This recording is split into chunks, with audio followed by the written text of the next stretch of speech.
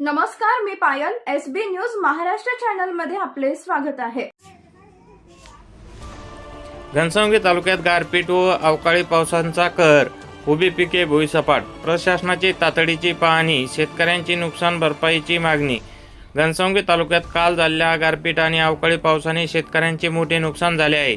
राजनी, बोडका, कुंभारपिंपळगाव, पाणेगाव, चिंचोली, सिंदखेड, मांदळा, मंगुजळगाव आणि टाकेफळ या भागांना या नैसर्गिक आपत्तीचा मोठा फटका बसला आहे. अचानक बदललेल्या हवामानामुळे अवघे काही तासात उभी पिके आडवी पडून पूर्णपणे नष्ट झाली. गहू, ज्वारी आणि बाजरीसारखी पिके भुईसपाट झाल्याने शेतकऱ्यांच्या हातातोंडाशी आलेला घास हिरावला गेला आहे. या पार्श्वभूमीवर प्रशासनाने तातडीने घटनास्थळी भेट देत नुकसानीची पाहणी केली. अंबडचे उपविभागीय अधिकारी उमाकांत पारधी, तहसीलदार रमेश पागोटे, मंडळ अधिकारी आणि ग्राम महसूल अधिकारी यांनी शेतात जाऊन परिस्थितीचा आढावा घेतला. विशेष म्हणजे सायंकाळी अंधार पडल्यावरही अधिकाऱ्यांनी बॅटरीच्या साहाय्याने पाहणी सुरू ठेवली.